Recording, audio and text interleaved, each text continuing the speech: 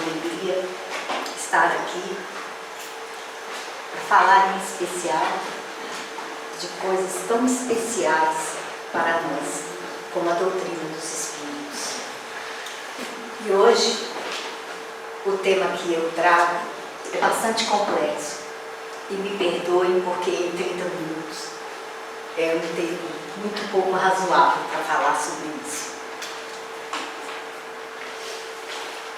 Ao buscar conhecimento por necessidade ou sustentados pela nossa prontidão, nós vamos buscar referenciais diferentes do que já temos.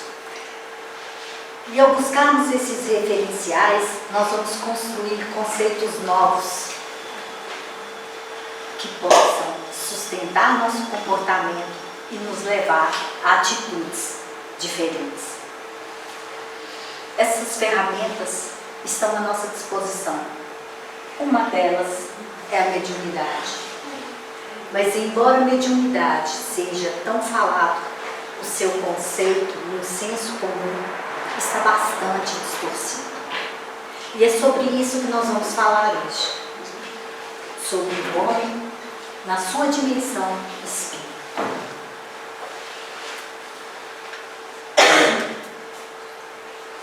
Essa integração entre os polissistemas material e espiritual é um dos fundamentos da doutrina espírita.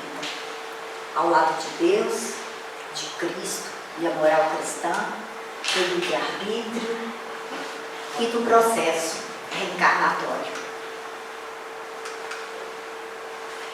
Antes de falarmos sobre mediunidade, em especial sobre animismo, nós precisamos conhecer a cultura em que se dá essa manifestação anímica ou mediúnica.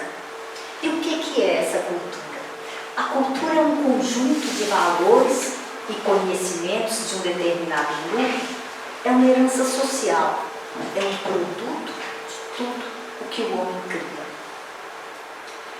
Portanto, a cultura é uma expressão do homem, do fazer do homem, do fazer do ser humano.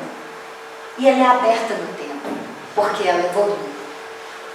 No tempo em que se manifesta, ela vai exprimir, ela vai espelhar a consciência daquele espírito ou daqueles espíritos que manifestam aquela cultura.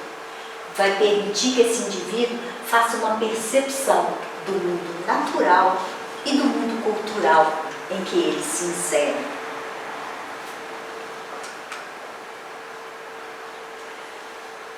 Quando reencarnamos, nós nos inserimos, nós mergulhamos numa determinada cultura.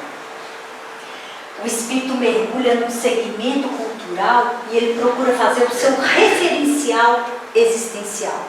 Que cultura é essa? Que lugar é esse a que eu chego e que eu preciso me frequenciar com ele?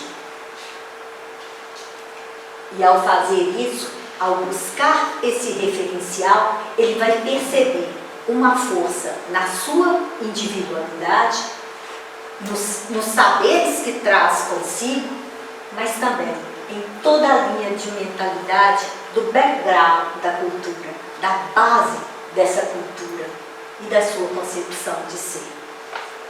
Então, vai fazer um sentido pertencer a uma determinada cultura que tem um idioma, que tem uma determinada religião, num determinado estado, com brincadeiras específicas da infância, em gangues, em bandos, em tribos.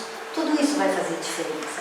Há uma razão para que eu encarne no Brasil e não no Japão.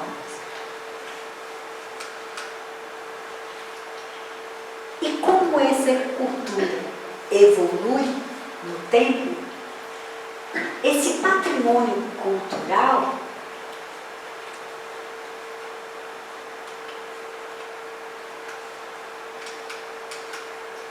ele vai sendo construído.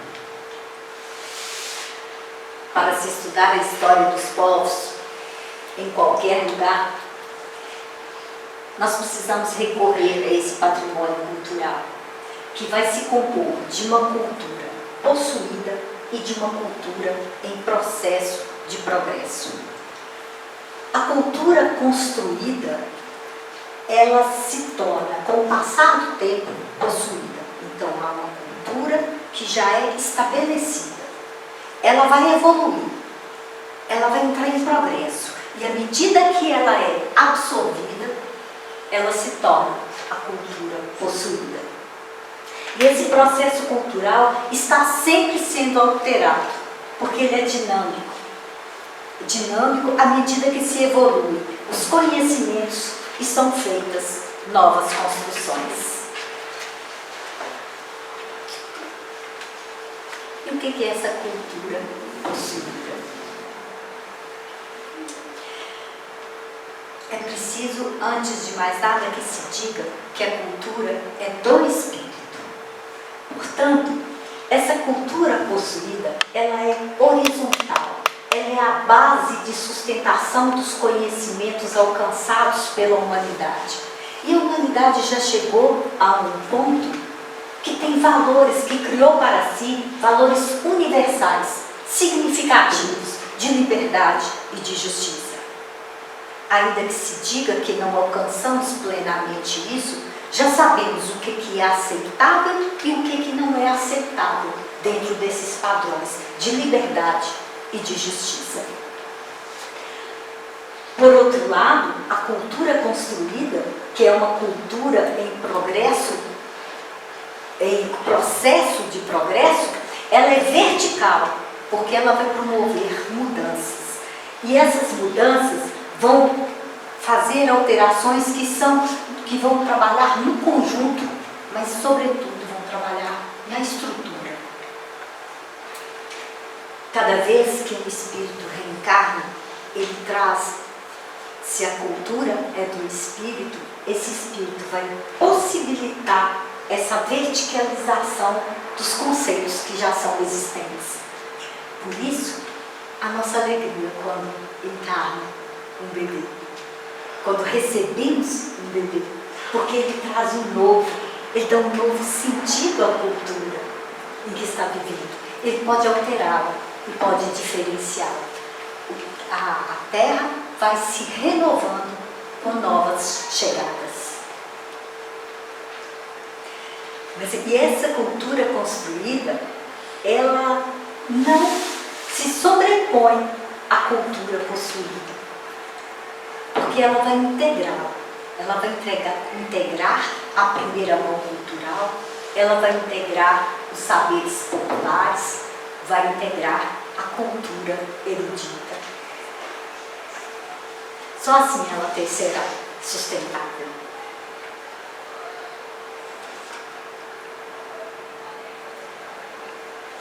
E o homem, o ser humano, enquanto espírito, ele pode produzir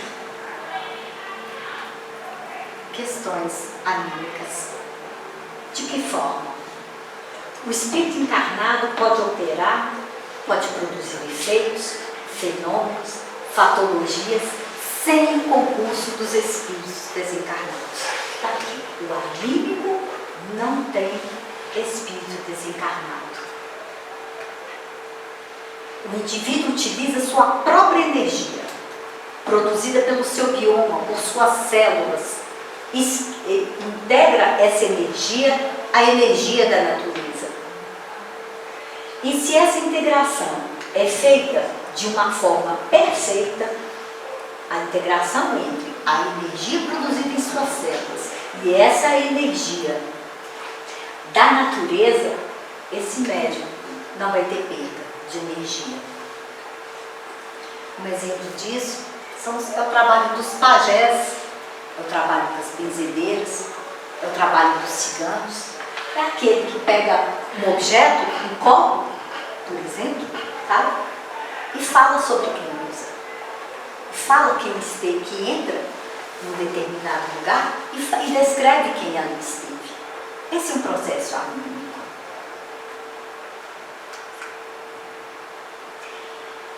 Mas por ser anímico, por não envolver, os espíritos desencarnados não deixa de ter a sua importância. O animismo é um estágio antecipatório ao espiritismo. É um expoente mediúnico, como se fosse uma fase preliminar à manifestação mediúnica.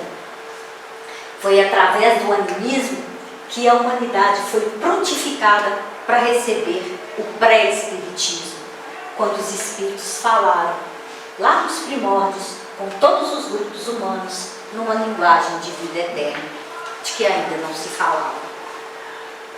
Irmão Green nos diz que nós não devemos condenar definitivamente o anime, mas que é muito importante não nos esquecermos de que ele não deve ser confundido com o processo mediúnico. O anímico é a capacidade que o ser humano apresenta de fazer leitura mais profunda que o normal, que o usual, em determinados momentos, em determinadas circunstâncias, envolvendo pessoas, lugares e coisas. Todos nós temos essa capacidade de fazer. O que nós não podemos fazer é confundir as duas coisas. E especialmente não podemos confundir quando assistimos a um processo anímico. As pessoas evoluem e elas evoluem de acordo com a soma das suas experiências, mas também com as experiências do seu grupo social.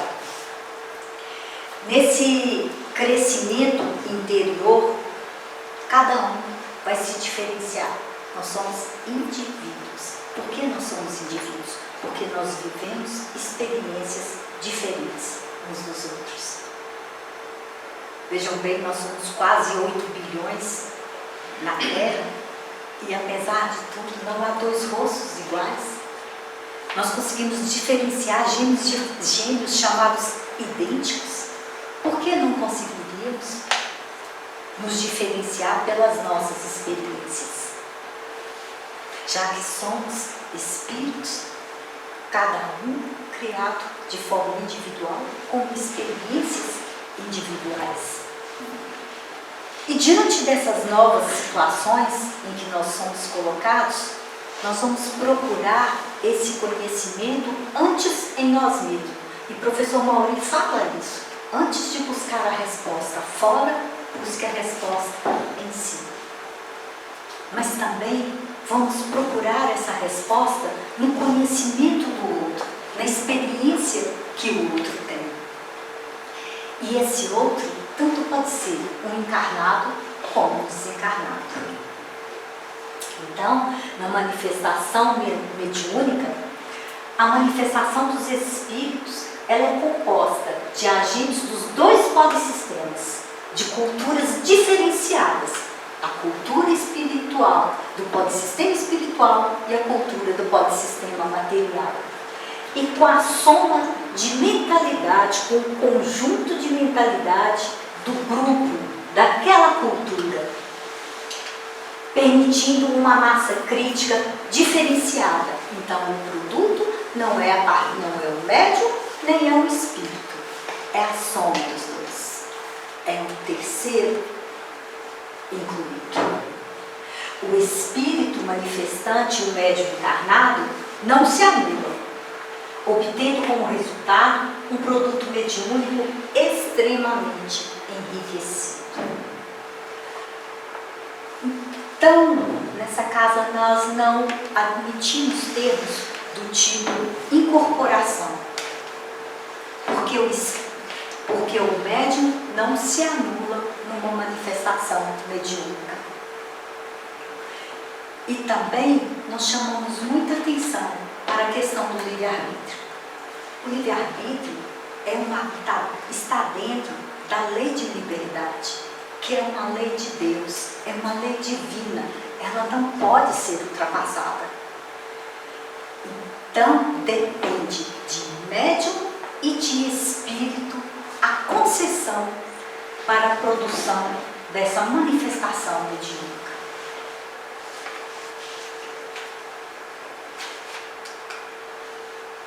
Irmão Green nos diz que o médium é um locutor consciente da inconsciência da humanidade.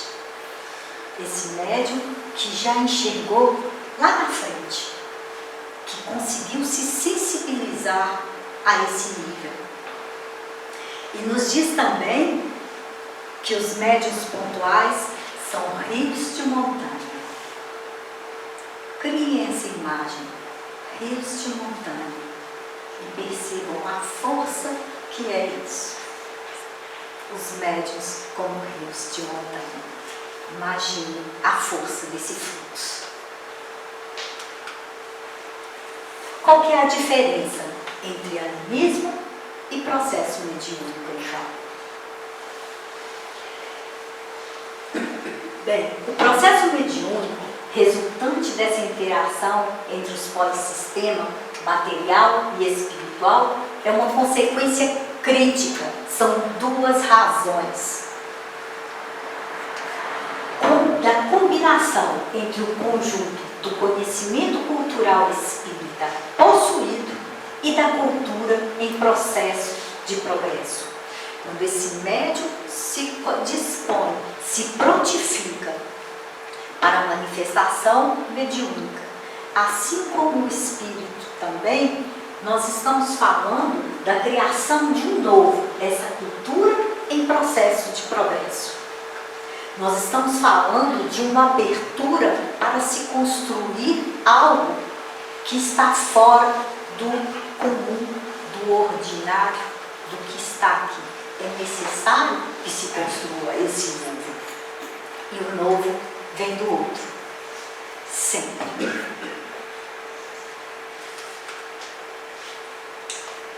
E o que nós precisamos desconstruir. Isso é muito importante.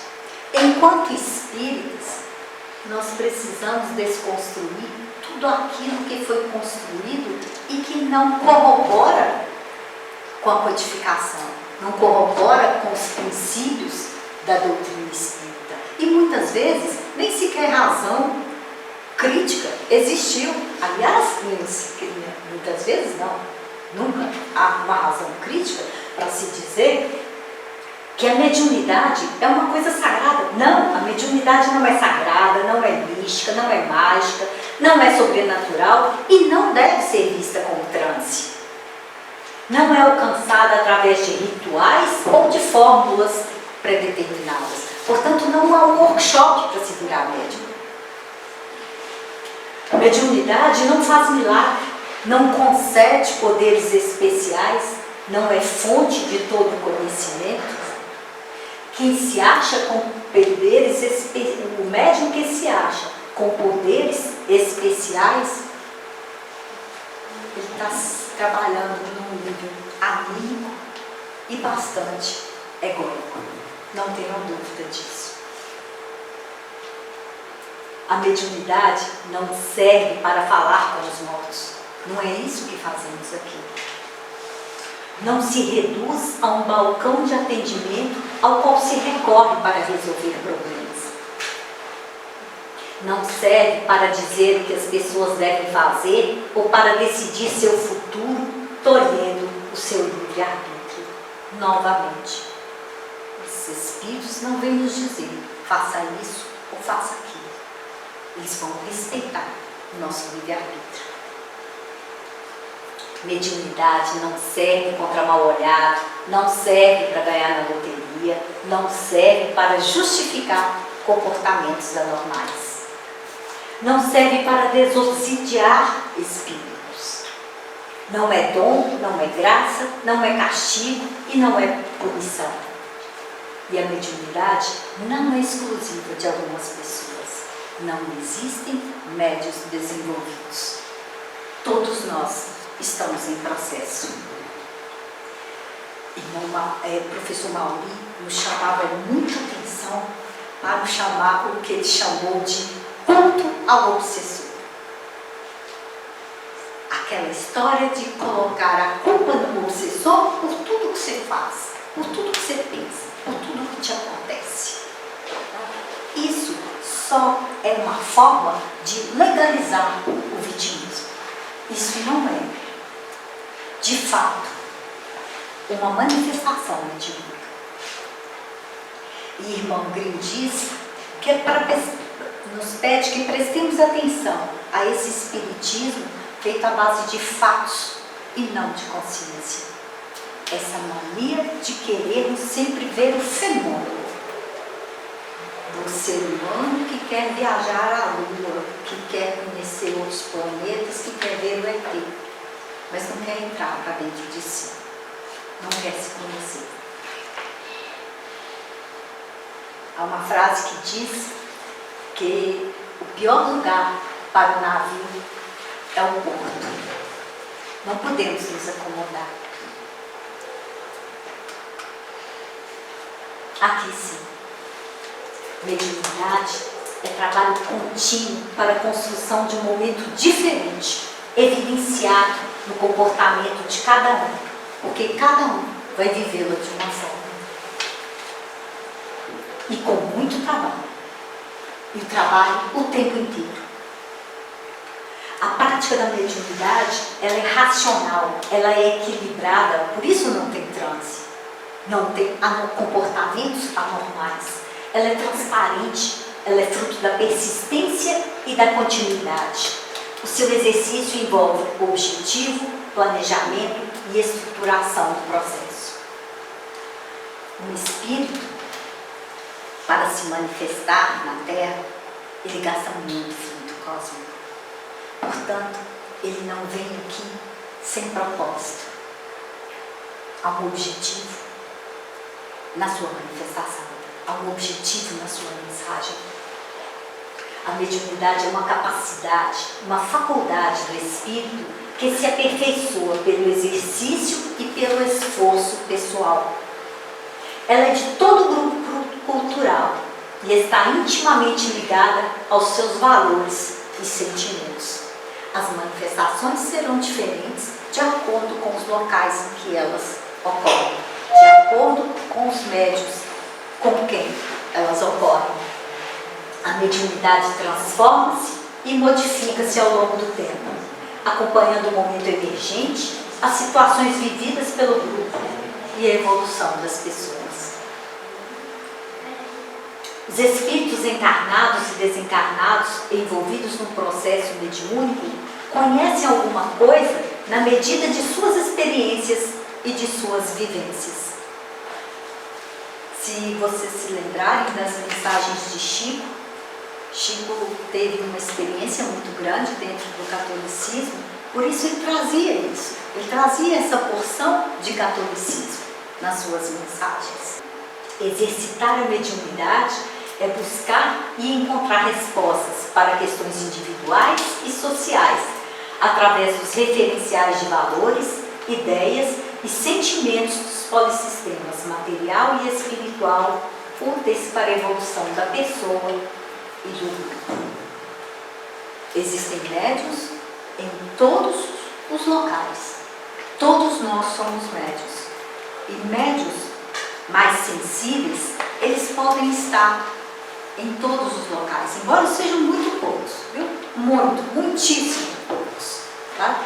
Mas eles estão na casa espírita, eles estão na igreja evangélica, eles estão na igreja católica, em qualquer lugar. A mediunidade é uma potencialidade, é uma faculdade que deve ser compreendida e posta em exercício pelo homem. O professor Mauro disse que todo ser humano, que é uma combinação de espírito e matéria, tem condições de realizar a comunicação com o polissistema espiritual em linguagens diferenciadas, aquela que lhe é mais sensível, a intuição, a audição, a psicografia, a psicomúsica, a psicopictografia, a psicofonia, etc. Todas as imagens que eu trago aqui são do nosso grupo de psicopictografia dessa casa. As imagens que estão aqui também, fora as de personagens, de pessoas, as gravuras, são também psicopictografia.